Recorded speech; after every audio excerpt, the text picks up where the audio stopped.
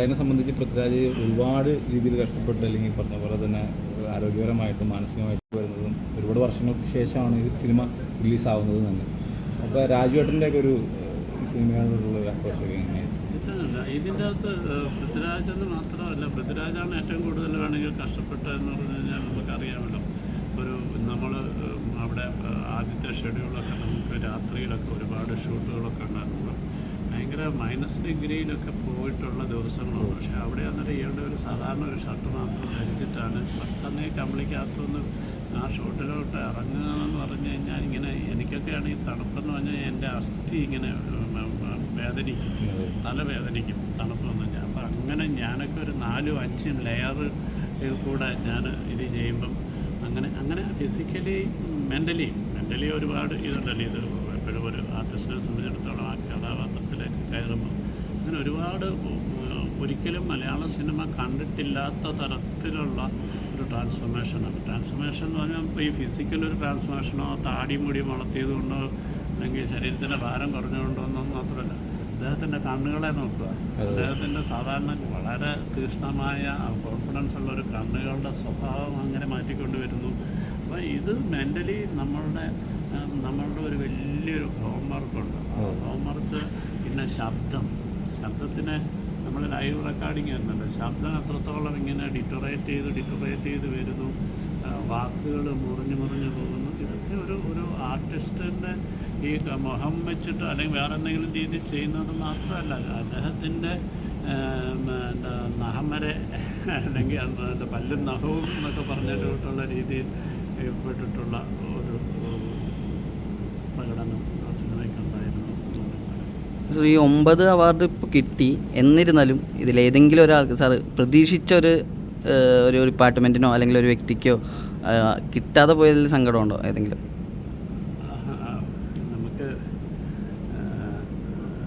ഈ സിനിമയിൽ ഡെഫിനറ്റായിട്ടും ഉറപ്പിച്ചിരുന്ന ഒരു ഞാൻ തമാശയായിട്ട് ഞാൻ എൻ്റെ ക്രൂവിൻ്റെ അടുത്ത് പറയും, എല്ലാവർക്കും അവാർഡ് കിട്ടും, മിക്കവാറും എനിക്കായിരിക്കും എന്നെ ആയിരിക്കും ഒഴിവാക്കുന്നത്, ബാക്കി എല്ലാവർക്കും കൊടുക്കാതിരിക്കാൻ പറ്റത്തില്ലല്ലോ.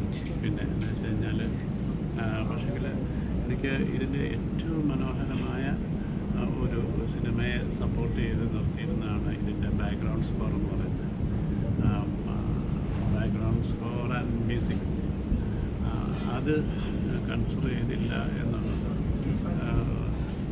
ഇതിൻ്റെ അതിനെക്കുറിച്ച് എന്താ പറയുക, അതൊന്നും നാളെ കേരളം ഡിസ്കസ് ചെയ്യും തീർച്ചയായിട്ടും. കാരണം അത് നമുക്കാണ് അതിൻ്റെ നഷ്ടം ഉണ്ടായതെന്ന് എനിക്ക് തോന്നുന്നു. ഈ ബ്ലസ്സി സംവിധാനം കൊടുത്തിട്ട് ഈ പറഞ്ഞ പോലെ ഈ ആടുജീവിതം ബ്ലസ്സിയുടെ ജീവിതത്തിലേക്ക് തിരക്കഥയായിട്ട് ബെന്യാമിൻ സാറിൻ്റെയൊക്കെ പോകുമ്പോഴുള്ളൊരു ഇതെനിക്ക് ചെയ്യണം അല്ലെങ്കിൽ ഈ ഒരു സിനിമയാക്കണം എന്നുള്ളൊരു കഥ തന്നെയാണ്. നമ്മൾ സാധാരണ ഞാൻ നേരത്തെ പറഞ്ഞിട്ട് ഒരുപാട് ബുദ്ധിയിൽ ഞാൻ അങ്ങനെ ചെയ്ത് കളയും ഇങ്ങനെ ചെയ്ത് കളയുന്നതൊന്നുമല്ല നമ്മൾ പോകുന്നത്.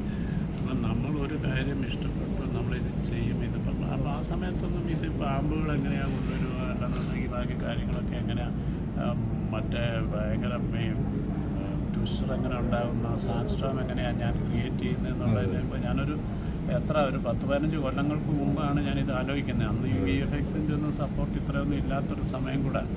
അപ്പം അങ്ങനെയൊന്നും ചിന്തിച്ചിട്ടല്ല. പക്ഷേ നമ്മൾ ഇത് ഒരു ദൃശ്യസാധ്യതയുള്ള ഒരു വളരെയധികം എഫക്റ്റീവായിട്ട് പറയാൻ പറ്റുന്ന ഒരു സിനിമ, ഒരു അതിജീവനത്തിൻ്റെ കഥയാണ്. ഇപ്പോൾ ഒരാളൊരു ഗൾഫിൽ പോയി ജോലി കിട്ടാതെ മടങ്ങി അല്ലെങ്കിൽ അവിടെ സ്ട്രഗിൾ ചെയ്തു എന്നുള്ളതല്ല, ഒരാളെങ്ങനെയാണ് ഒരു സിറ്റുവേഷനിൽ നിന്ന്. അതുകൊണ്ട് തന്നെയാണ് പുസ്തകത്തിലില്ലാത്ത കുറേ ഏടുകളുണ്ട്.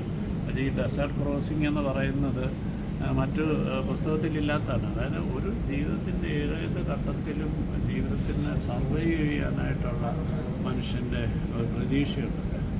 അതാണ് ഈ സിനിമയിൽ ഞാൻ എൻ്റെ അഡോപ്ഷനിൽ കൂടെ പറയാൻ ശ്രമിച്ചിട്ടുള്ളത്.